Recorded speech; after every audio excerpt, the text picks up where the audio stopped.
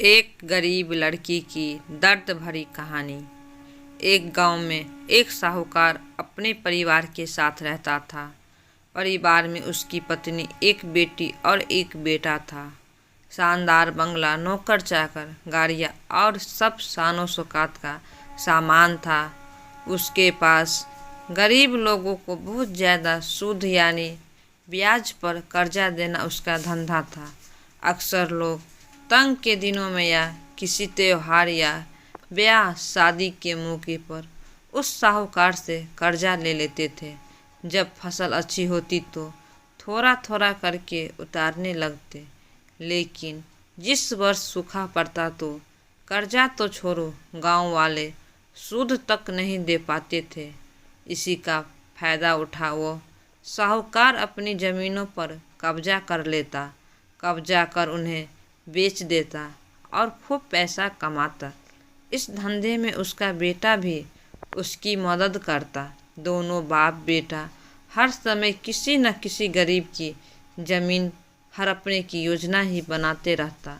एक दिन शहर से एक व्यापारी आया और साहूकार से गांव में जमीन खरीदने की इच्छा बताई। साहूकार की खुशी का ठिकाना न रहा। घर बैठे बिठाए जमीन का ग्राहक मिल गया।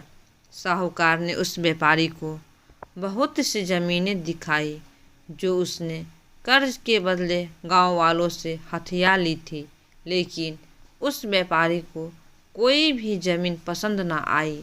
गांव में घूमते हुए व्यापारी को एक ज़मीन का टुकड़ा पसंद आया। उसने साहूकार से उस ज़मीन के बारे में पूछा तो साहूकार सोच में डूब गया। असल में वह ज़मीन तो एक बिन माँ बाप की लड़की की थी जो वहाँ पर रहती थी। उस लड़की के माँ बाप ने साहूकार से 20,000 रुपये कर्ज लिया था, मगर उसे चुकाने से पहले ही उनकी मृत्यु हो गई। बेसहारा लड़की की हालत देख गांव की पंचायत ने साहूकार से उस ज़मीन पर कब्जा न करने को कहा। भला पंचायत की बात कैसे टाल सकता था साहूकार, मगर दिल में हमेशा ही उस ज़मीन पर कब्जा करने की बात सोचता रहता था।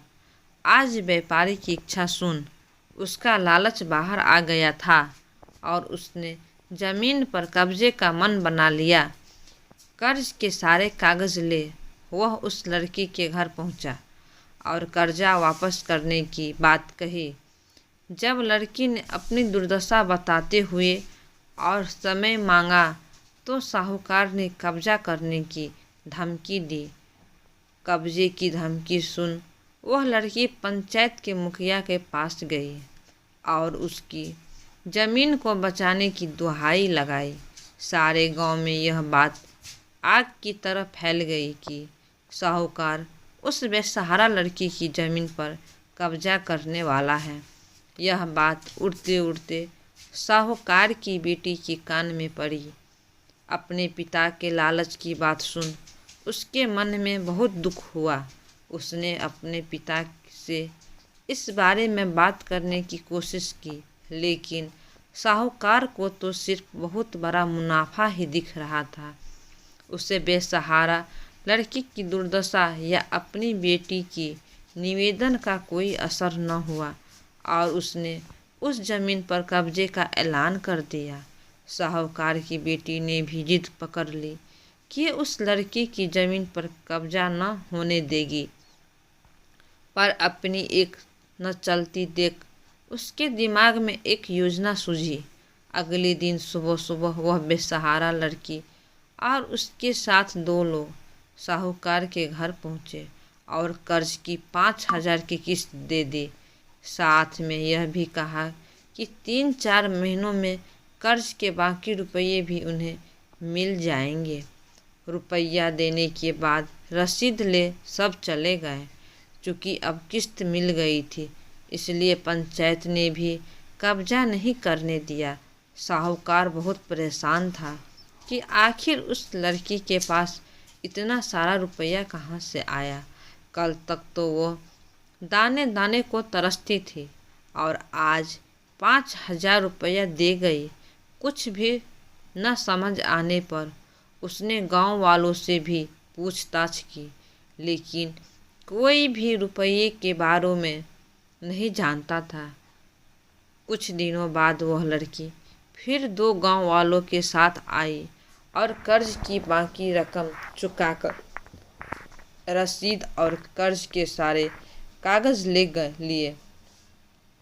साहूकार परेशान हो गया कि आखिर इस लड़की के पास इतना धन आया कहाँ से।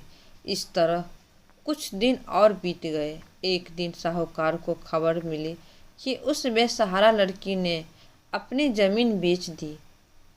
कुछ कर तो सकता नहीं था, लेकिन उत्सुकतावश जाकर देखा तो चौंक गया। ज़मीन पर एक बोर्ड लगा था। उस बोर्ड पर ज़मीन के मालिक का नाम देख साहूकार की माँ ने सांसें रुक गई। मालिक के नाम के आगे लिखा था उसकी अपनी बेटी और उस लड़की का नाम। वह दौड़ा हुआ घर गया और बेटी से पूछा कि यह क्या तमाशा है। तब उसकी बेटी ने उसे बताया कि उस गरीब लड़की की मदद के लिए उसने अपने सारे गहने बेच डाले ताकि उसकी ज़मीन आपके कब्जे से बच सके। लेकिन ज़मीन आपसे छुड़ाते ही उस बेसहारा लड़की ने उदारता दिखाई देते हुए आधी ज़मीन मेरे नाम कर दी। बेटी ने उसे समझाया कि आप तो उस लड़की का आखिरी सहारा भी छीन रहे थे, मगर उस लड़की का बड़प्पन तो देखो। उसने ज़मीन छुड़ाते ही मेरे गहनों के बदले आधी ज़मीन मुझे दे दी। यह सब सुन साहूकार को शर्मिंदगी महसूस हुई और उसने भविष्य में कभी किसी की ज़मीन न हड़पने का वचन दिया। दोस्तों, गरीब लड़की की दर्द भरी कहानी पढ़ने के लिए धन्यवाद। आपको ये कहानी कैसी लगी नीचे कमेंट करके हमें ज़रूर बताइएगा।